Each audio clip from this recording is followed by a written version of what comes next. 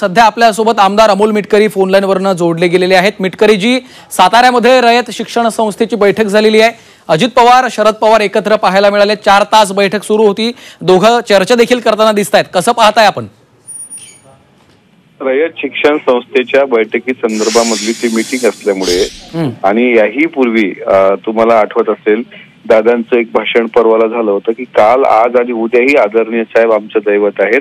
रयत शिक्षण संस्थेचे साहेब सर्व आहेत, म्हणजे आताच्या काळात त्यांच्याच उपस्थितीमध्ये सगळ्या त्यांच्या मार्गदर्शनातच सगळी संस्थेची वाटचाल असते। आणि दादा असतील किंवा दिलीप वळसे पाटील साहेब असतील, हे सुद्धा त्यामध्ये तितके सक्रिय असतात। खुर्चीजवळ खुर्ची एकत्र आली आणि त्याचा काही वेगळा अर्थ काढण्याची आवश्यकता नाही। शेवटी पवार साहेब हे मोठे नेते आहेत, ज्येष्ठ नेते आहेत, त्याच्यामुळे याचा काही वेगळा अर्थ घ्यावा असं वाटत नाही।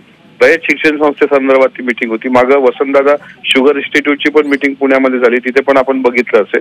आणि समन्वय हा असलाच पाहिजे, संवाद असलाच पाहिजे।